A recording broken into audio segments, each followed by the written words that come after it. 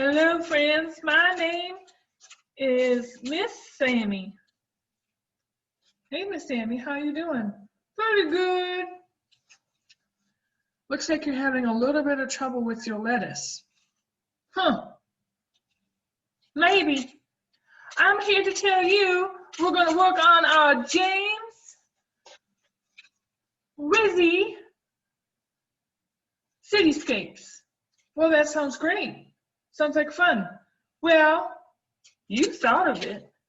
Okay, let's get started with our James Rizzi cityscapes then. Sounds good to me. Friends, the last time we met, we spoke about James Rizzi, and I just want to share my screen with you real quick and remind you of what James Rizzi looks like. And here we go. So, not to go through the entire thing again, but remember, he was a pop artist, which means he took things from his culture, which happens to be in the United States, and he created artworks based on that culture. And that's what pop art does. It takes things like food labels and candy wrappers or movie stars or even toys, and he creates them into artworks. Well, pop artists do. He took views of his city, which was Brooklyn and New York City, and he created pop artworks based on those environments. And so we talked about how important it is to create at least 5 different buildings, that they should overlap each other, and that they should be filled with detail. You can see here how this artwork, and this one for that matter as well, are all filled with all of these special details. And what details do, friends, is makes people really want to look at your artwork and find different things. So we're going to go to the next step in our artworks. So I asked you to draw your buildings. Remember, you could draw in landscape or you could draw in portrait. It's all up to you. But here's the one that I started. I drew all my buildings along with the windows on the inside. I put faces on each of my buildings. I have a little bit unorthodox buildings here, as you can see, with the dog building and the fish building and so forth. I asked you to use your Sharpie marker, if you have one, to go over your faces and color some of those in. And if you didn't have a Sharpie marker, another good thing to use would be a black crayon or a black colored pencil. The thing you shouldn't use right away for your faces in particular would be a black Crayola marker. But you could do that after we did the watercoloring. All right? So what I've done after I've drawn my buildings, I've drawn the faces and went over them and drawn all the windows and details. I've started taking my my Crayola markers because they're washable, and that means that we can turn them into watercolors. So I am going to trace around my windows just like this, all right, and create that. My building itself, I'm going to make a different color. I think I'm going to make it yellow, all right? And so what I'm going to do here, I'm going to just zoom in a little so you can really see, all right? is I'm not going to color the whole building in yellow, right? I'm just going to kind of outline it, just like that. And friends, I'm using the side of my marker. I'm not using the tip. I want to get a nice broad section of it, just like that. And I'm going to kind of outline the whole thing. As you can see, I'm going to go around the door and outline that. And I'm going to kind of outline the windows too. Now, I don't want to color in the entire building because then that kind of defeats the purpose of using watercolor. All right? What's going to happen is we're going to be able to have some really dark areas of color and some really light areas of color, and that helps create some contrast or some difference within our artwork, some contrast of value, and that helps to add some interest. All right? So you can see what I kind of did. I still have some white spaces in there, but I have colored in with my yellow. I've done the same thing with the dog building over here, all right? I've added, you know, with the orange. I've started to do that here with the purple, and I'll do that with the fish and this kind of cranky looking guy here. Now, I also want you to take note of my sky here, okay? And you might be able to see it, but you might not. There's a little bit of a shine here on my clouds. I don't think you can see it actually. I've actually colored my clouds in with some white wax crayon, all right? And I've done some wax crayon up here in my sun too, just to add a little bit of texture, because we know when we add water to our crayon, like we did what we did with our Square One art projects, that the wax crayon creates that resist or pushes the watercolor away. So I can either color everything in first and then start watercoloring, or I could do section by section. What I recommend you do is I recommend that you watercolor the background first and let that dry, and then add some, and then start doing the buildings, all right? Because you don't want to screw your buildings up by doing those first and then doing the background and having some of that stuff go in there. Now what I'm doing is I am kind of just taking some of this purple color. I think it might be really nice to have it mix, all right? One thing I want you to try not to do when you're applying the color is scribble, all right? Because sometimes you don't really cover up or lose that scribble, and sometimes that's okay, but in this instance, I want you to try to just kind of not do that. So I've added that little bit of purple, and we'll see what happens when I go to use it. Now remember, friends, you should have a paper towel with you, just in case you need to get some water. I had to run and get some quick, in case you get too much water for your watercolor, all right? But I have my watercolor ready, and I have my water.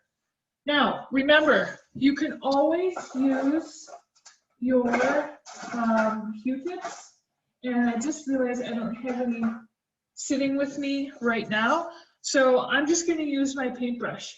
But I'm kind of regretting the fact that I don't have my Q-tips because I feel like I have a little bit more control with those rather than my paintbrush. So I'm just going to start with my background. I'm going to add the water, and I'm not scrubbing. Remember, your paintbrush is a ballerina. He or she is dancing on their toes, not scooting on their booty, all right? So I'm just going to real careful. See, this is when I wish I would have my cotton swab because it has a much smaller part to paint with, all right? But I'm just gonna do my best. You can see now what I did with the white crayon, right? How that is a fun resist. And so look, I'm just taking my time and I'm painting my background. So I'm going to get these areas all painted. I want to try really hard not to leave any huge white spaces, all right? It's fun to get all this information painted and colorful. It's one of the things that helps to make a really beautiful artwork. So I'm just going to keep going. I'm painting my background. I'm going to try and get in here with the shark. I know now I think what I might do is add some white wax crayon there too, because it would have been a nice resist. And then I wouldn't have had to worry about getting blue watercolor on my fish teeth. So I'm going to paint over the clouds too, just to add, you know, some kind of nice blue if it's there. Now remember, if you want to add more color, you need to let your area dry first, and then you can always add more color or some more different colors. Also, when you're doing this, and I think we've talked about this before, you want to try to stick with color families. Color families are like colors that go really well together. They share a color in common when you talk about the color wheel. So like blue and purple, you create purple by mixing red and blue. And so since purple also has blue in it, it's a great color to team up with purple. All right, so I pretty much have finished my background. And I'm going to kind of,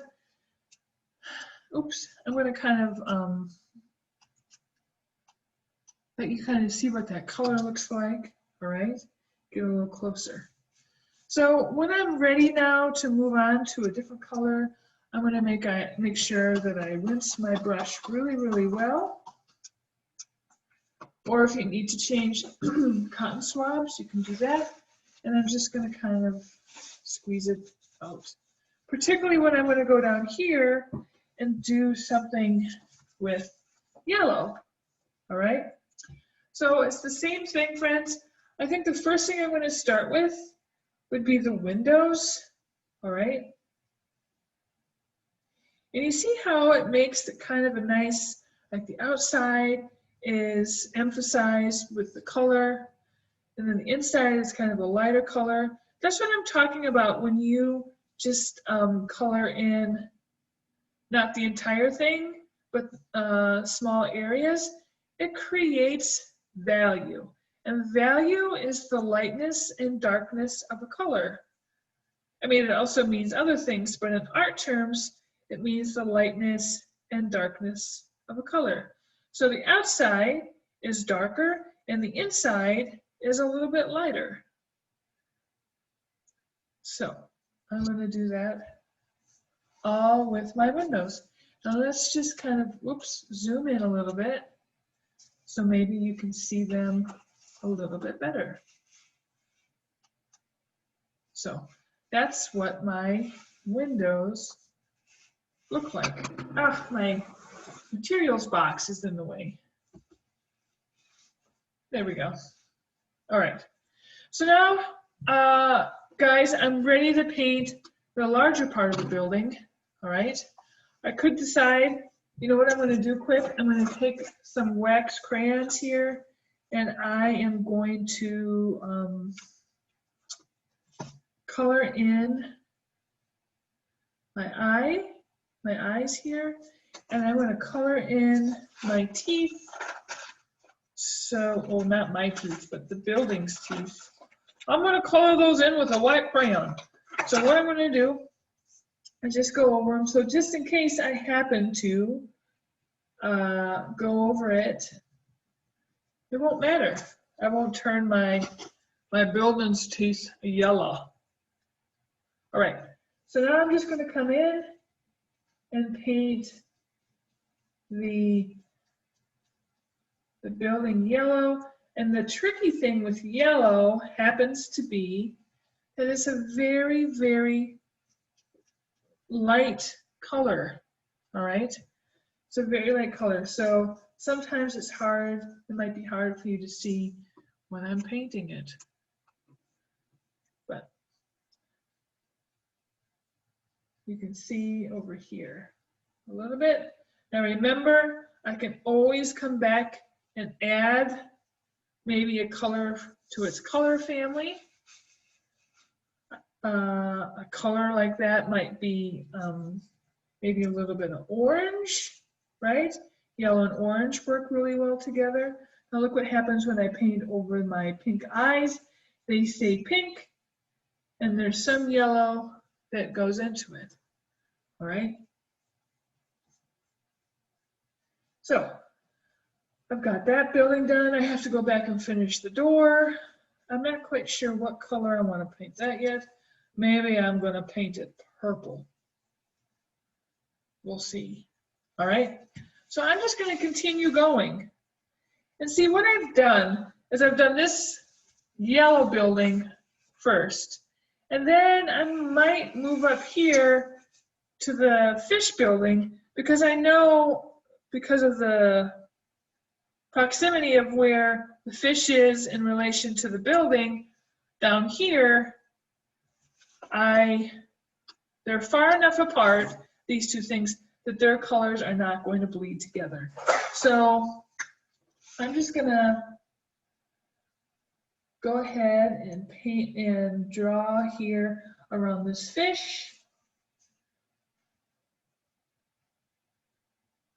And see again how I'm using the side of my marker. I don't need to use the tip of my marker. I'm gonna make some orange windows here.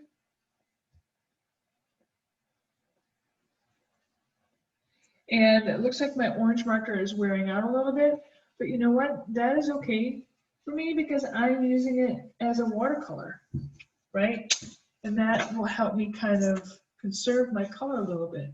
I'm also gonna, I had the idea last time to kind of color my teeth in white with the wax crayon. So I'm gonna do that quick so that I don't lose my fish teeth. And so I'm gonna add a little bit here and by the gills here. Notice I'm not scribbling because remember, sometimes you can't get rid of the scribbling.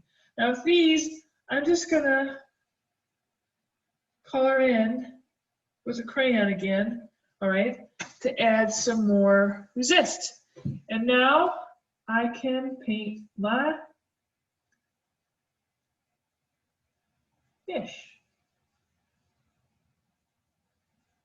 Oh, I really wish I had my cotton swabs because my paintbrush here has a little bit of a crazy hairdo. All the hairs are coming all crazy, so I'm going to try to put that to a point. But friends, I'm just going to continue to do this until my entire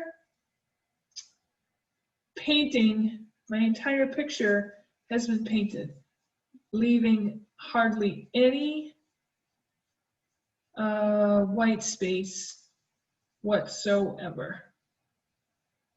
Oh, I like the orange of my windows that kind of blended in there. I could have made this into a rainbow trout. Huh. Next time. All right.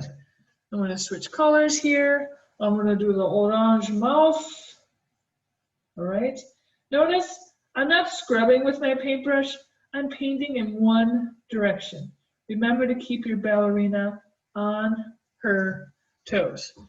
Now later on, if I want to, I could come back with a marker after everything is dried and kind of outline things again a little bit to make them really stand out. But I just want you to notice when I don't color the whole thing in with my marker, you start to get these really nice areas. Some of them are lighter, some of them are darker, and that's all because of the amount of color I put down. And I just think that adds a lot of interest instead of making everything solid. All right, so I'm going to continue painting. I'm going to paint this whole thing. I cannot wait to see your artworks. Remember, please take a picture of your artwork and either email it to me or include it in your assignment on Google Classroom, all right? I need to be able to see what you're making, bacon, all right? So let's end today with a mindfulness activity. It's called the snake breath, all right? So what you're going to do is make your mouth into a little shape of a little O. And you're going to take in a deep breath like you're breathing through a straw. And then as we let it out, we're going to hiss like a snake. And we're going to do that for a few times. All right, so find a nice comfortable spot. Make your mouth like the letter O and breathe in.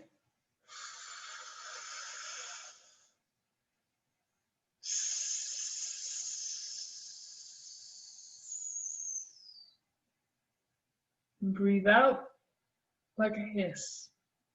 And try to make the hiss last as long as possible. Let's do it one more time. Make a little O and breathe in.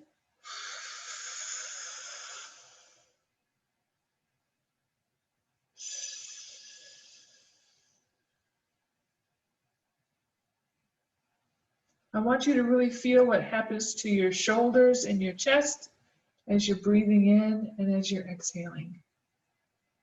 Breathe in like you're drinking your favorite milkshake.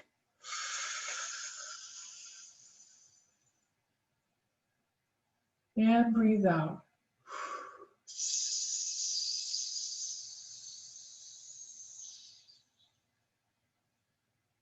One last time.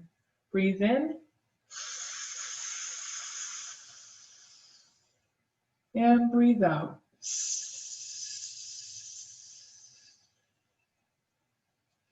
Friends, I hope you have a wonderful day. Enjoy creating your artworks. I can't wait to see them. Take care of yourselves and be happy. Bye-bye.